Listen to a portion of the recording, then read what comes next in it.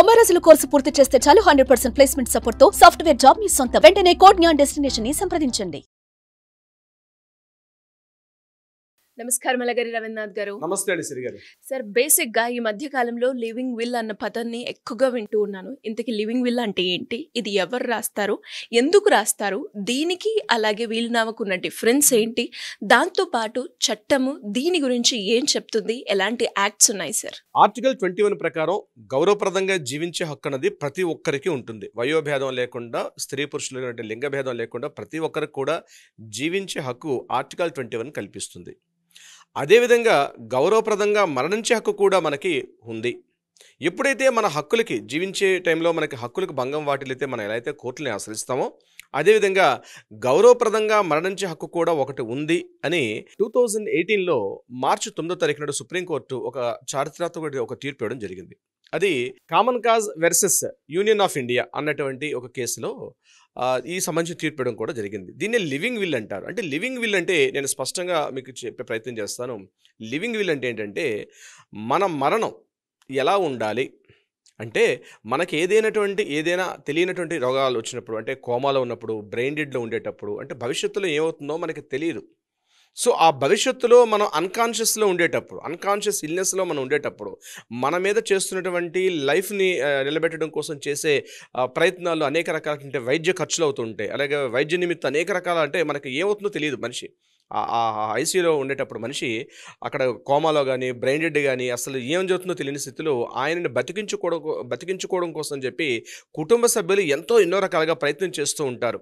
ఒకవేళ తన మరణం దగ్గర ఆసన్నం అవుతున్నప్పుడు కూడా ఆ మరణాన్ని కంటిన్యూషన్ చేయడం, అంటే మరణం లేకుండా మరికొన్ని రోజులు డ్రాగన్ చేస్తూ ఉంటారు. ఆ టైంలో తన శరీరం సహకరించకపోతున్నా బ్రతికించుకోవాలనే తాపత్రయం, ఆరాటం కుటుంబ సభ్యుల్లో చాలా వరకు మనం చూస్తుంటాం చాలామందిలో. అటువంటి సమయంలో తన ఇచ్ఛాపూర్వక మరణం, అంటే తను అనుకున్నట్టుగా తన మరణం చెందాలి, ఆ టైంలో తనకు అవసరం లేదు, అంటే తన ఇష్టాలు ఉంటాయి, తన ఇష్టాలని చెప్పుకోవడం కోసం చెప్పి తను చెప్పే స్థితిలో ఉంటాడంటే తను చెప్పే స్థితిలో ఉండకపోవచ్చు. అటువంటి సమయంలో తన యొక్క స్వేచ్ఛా మరణానికి, అదేవిధంగా తన ఇచ్ఛాపూర్వక మరణానికి, అంటే నాకు ఇంకా ఆ టైంలో అంత మెడికేషన్ అవసరం లేదు, నాకు అన్ని రకాల ట్రీట్మెంట్స్ అవసరం లేదు, అంటే తీవ్రమైనటువంటి అనారోగ్య కారణాలు, అంటే క్యాన్సర్స్ కావచ్చు, అటువంటి సమయంలో తన యొక్క కాన్షియస్ని పట్టించుకోకుండా కుటుంబ సభ్యులు కావచ్చు, బంధుమిత్రులందరూ కూడా ఆయనకి ఆ హాస్పిటల్ బెడ్ మీద ఆయనకి అవసరమా లేదని కూడా పట్టించుకోకుండా ట్రీట్మెంట్ ఇచ్చే ప్రయత్నం చేస్తారు. అటువంటి సందర్భంలో ముందుగానే ఊహించి, నాకు ఆయా సమయంలో నేను ఆ స్థితికి వెళ్ళినట్లయితే ఆ స్థితిలో నాకు ట్రీట్మెంట్ అవసరం లేదు, నాకు అవసరం లేనటువంటి ఖర్చులు నా మీద పెట్టకని చెప్పి ముందుగానే ఊహించి రాసుకున్నటువంటి విల్లుని లివింగ్ విల్ అంటారు. This is the clear information. అంటే మన యొక్క ఆస్తిపాస్తులు ఎలా ఉండాలి, మన ఆస్తిపాస్తులు ఎవరెవరికి విభజించాలి, మన ఆస్తిపాస్తులు ఎవరికి చెందాలి అనే విషయం మీద రాసుకున్నది అయితే విల్ డీడ్ అంటారు. లివింగ్ విల్ అంటే ఇప్పుడు నేను చెప్పినట్టుగా మన యొక్క చిట్ట మరణం మన చేతుల్లో ఉండాలి, జీవించే హక్కు మనకి ఎలా ఉందో అలాగే ఇచ్ఛాపూర్వకమైనటువంటి మరణించే హక్కు కూడా నాకు ఉంది అని చెప్తూ మనం ముందుగానే రాసుకున్నటువంటి విల్ని లివింగ్ విల్ అంటారు. ఇది యాక్చువల్గా ఇది ఎవరు రాస్తారు, ఏ సమయం అంటే ఉదాహరణకి ఎగ్జాంపుల్ నేను చెప్పే ప్రయత్నం చేస్తాను చూడండి. ఉదాహరణకు ఒక 75 ఏళ్ళ వృద్ధుడు ఉన్నాడు. ఈ వృద్ధుడికి తీవ్రమైనటువంటి ఒక బ్రెయిన్ డెడ్ సమస్య ఉంది. హాస్పిటల్లో ఐసీయూలో ఉన్నాడు. ఆయనకి ఏం జరుగుతుందో తెలియదు, బ్రెయిన్ డెడ్ అయి ఉన్నాడు. పూర్తిగా తన బాడీ అచేతనంగా ఉంది. తన బంధుమిత్రులు ఏం చేస్తారంటే అతనికి ఇంకా బతికించిన ఉద్దేశంతో అనేక రకాల ట్రీట్మెంట్స్ చేస్తూ ఉన్నారు. కానీ అతని దేహం సపోర్ట్ చేస్తుందో సపోర్ట్ చేయట్లేదో, ఒక్కోసారి అతను అన్ని రకాల ఇంజెక్షన్స్, లైఫ్ని పొడిగించడం కోసం చెప్పి రకరకాలుగా ఆయనకి మోడర్న్ ఉన్నటువంటి ఆధునిక పరికరాలతో అతను పూర్తిగా ఐసీయూలో పెట్టి అతను ట్రీట్మెంట్ చేస్తూ ఉంటారు అతనికి అది అయ్యేదాకా. కానీ అతను కావాలి వద్దని కూడా చెప్పలేని స్థితిలో ఉంటాడు. అంటే చేతులు కదపలేని స్థితిలో ఉంటాడు, ఆలోచించలేని స్థితిలో ఉంటాడు, మాట్లాడలేని స్థితిలో ఉంటాడు. అటువంటి సమయంలో తను ఏం చేయాలంటే తనకు తెలియకుండా, అంటే తనకు సంబంధం లేకుండా తను ట్రీట్మెంట్ చేస్తూ ఉంటారు తన యొక్క బంధువులు కావచ్చు, కుమారులు కావచ్చు, కోడలు కావచ్చు, కూతుర్లు కావచ్చు.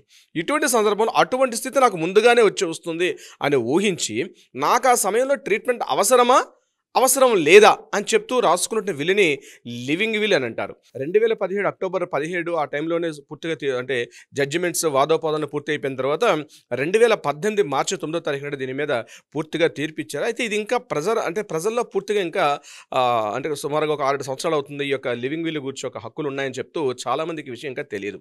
అయితే ఈ లివింగ్ విల్ ఎవరు రాస్తారు, ఏ సందర్భంలో రాయాలి? లివింగ్ విల్ 18 సంవత్సరాల పైబడినటువంటి ఎవరైనా సరే ఇది రాయడానికి అర్హులుగా ఉంటారు. అంటారు. 18 ఇయర్స్ కంప్లీట్ అవ్వాలి. తర్వాత ఈ 18 ఇయర్స్ కంప్లీట్ అయిన తర్వాత తనకు అటువంటి స్థితిలో తనకు ట్రీట్మెంట్ అవసరమా లేదా, అన్నెసరీ ఎక్స్పెండిచర్స్ ఆఫ్ మెడికేషన్స్ కావచ్చు, మందులు, హాస్పిటల్ ఖర్చులు ఇవన్నీ లేకుండా వీటన్నిటిని కూడా రాయాలి. ఎలా రాయాలి దీన్ని అంటే తన బంధుమిత్రులు అంటే తన ఫ్యామిలీ మెంబర్స్ అందరూ ఉండాలి. ఒక అడ్వకేట్ సపోర్ట్ కంపల్సరీ ఉండాలి. వితౌట్ అడ్వకేట్ లేకుండా ఈ విల్లు రాసే అధికారం లేదానికి తను పూర్తిగా తన కాన్షియస్గా తను రాస్తున్న సందర్భంలో తన హెల్త్ కానీ తన మైండ్ సెట్ అంతా కూడా పూర్తిగా హెల్తీగా ఉన్నట్టుగా తను ఉన్నటువంటి స్థితిలో రాయాలి. దీనికి 2 సాక్షులు కూడా అవసరం అవుతారు. ఇటువంటి సందర్భాల్లో ఆ విల్ డీడ్ రాసుకునేటప్పుడు తన హెల్త్ కండిషన్స్ అన్ని ఆ రోజు కూడా తన హెల్త్ కండిషన్స్ అని చెప్తూ తనకి ఇటువంటి స్థితులు అందులో కాలమ్స్ అని ఉంటాయి. ఆ కాలమ్స్ ప్రకారం అడ్వకేట్ గైడ్ చేస్తారు. ఎటువంటి సందర్భాల్లో ఎటువంటి మెడికేషన్స్ అవసరం లేని చెప్తూ దాన్ని కంప్లీట్గా రాసుకున్నటువంటి ఒక డీడ్. ఇది ఇమీడియట్గా కోర్టు యొక్క ఆధ్వర్యంలో పెడుతూ అక్కడ దాన్ని రిజిస్ట్రేషన్ చేయాల్సి వస్తుంది. చేసిన తర్వాత ఈ యొక్క డాక్యుమెంట్ ఏదైతే ఉందో ఈ లివింగ్ విల్ డాక్యుమెంట్ అన్నది అది ఖచ్చితంగా కోర్టుకు సమర్పించాలి. ఇటువంటి హెల్త్ కండిషన్స్ వచ్చేటప్పుడు తన యొక్క ఏదైతే హాస్పిటల్ యాజమాన్యం మేనేజ్మెంట్ ఉంటారో మేనేజ్మెంట్ దృష్టికి తీసుకెళ్లాల్సి వస్తుంది. ఇచ్ఛాపూర్వక మరణం అంటే తన హెల్త్ కండిషన్స్ ఇంకా బాగాలేదు, మా డాడీ ఆల్రెడీ అంటే మా పర్సన్స్ ఇలా రాసుకున్నారు లివింగ్ విల్ కాబట్టి ఇంకా ట్రీట్మెంట్ కొనసాగించే అవకాశం లేదు కాబట్టి అతనికి ఇమీడియట్గా చావు అంటే తనకు కావాల్సినటువంటి చావుని అంటే స్వేచ్ఛా మరణం అంటారు దాన్ని యాక్చువల్గా, అంటే ఆ రకంగా ఇంకా కంటిన్యూషన్ చేయదలుచుకోలేదు యాజ్ పర్ ఈ డాక్యుమెంట్ ప్రకారం చెప్పి హాస్పిటల్ యొక్క యాజమాన్యానికి ఇమీడియట్గా ఇన్ఫార్మ్ చేయాల్సిన అవసరం అయితే ఉంటుంది. ఇది ఎవరైనా రాసుకోవచ్చు, మేల్ ఆర్ ఫీమేల్ ఎవరైనా సరే 18 ఇయర్స్ అబవ్ ఉన్నటువంటి వాళ్ళు రాసుకోవాల్సిన పరిస్థితి. అంటే అనేక రకాల ఇబ్బందులు పడుతూ ఉంటారు, అనేక రకాల ట్రీట్మెంట్స్ నెలల తరబడి, రోజుల తరబడి, సంవత్సరాల తరబడి హాస్పిటల్లో ఐసీయూలో మగ్గుతూ ఉన్నటువంటి సమయంలో ఆ బాధను తట్టుకోలేక ముందుగానే ఊహించుకున్నటువంటి ఒక స్వేచ్ఛాపూర్వక మరణ హక్కుని దీన్ని మనం లివింగ్ విల్ అంటాం. ఇది హాస్పిటల్ చేయాలి. అయితే హాస్పిటల్ యాజమాన్యం వల్ల కానీ దీన్ని కానీ చేసినట్లయితే, దాన్ని రిజెక్ట్ చేసినట్లయితే మాత్రం ఆ హాస్పిటల్ మీద పూర్తిగా మనం పిటిషన్ వేసే వాళ్ళని కూడా మనం కోర్టు కూడా చేసే అవకాశం కూడా మనకి దీనికి సంబంధించి ఉంటుంది. దీనికి సంబంధించి so these are the primary details. మనకి కంప్లీట్గా ఒక అంటే నేను 5-10 మినిట్స్లో మనం దీన్ని కంప్లీట్గా చెప్పుకోలేం కాబట్టి ఒక వీడియో స్పెషల్గా కూడా మనం చేసే అవకాశం ఉంటుంది సిరి గారు. డెఫినెట్గా సార్. మరి దీనికి సంబంధించి మీరు అన్నట్టుగానే ఇంకా ఎవరికైనా కూడా కంప్లీట్ ఇన్ఫర్మేషన్ కావాలి అనుకున్నా, లేదు మాకు ఉన్న ప్రాపర్టీ ఇష్యూస్ పైన మాకు మీ అడ్వైస్ కావాలి అనుకునే వాళ్ళు, లీగల్గా వెళ్ళాలి అనుకునే వాళ్ళకి మీ అడ్వైస్ దొరికే ఛాన్సెస్ ఉన్నాయంటారా సార్? తప్పనిసరిగా సిరి గారు. దీనికి సంబంధించి లివింగ్ విల్లో అన్నది ఇప్పుడిప్పుడే అవేర్నెస్ పెరుగుతుంది. చాలా కొద్ది మందిలో మాత్రమే ఉంటుంది, అంటే సంపన్న వర్గాల్లో మాత్రమే ఉంది.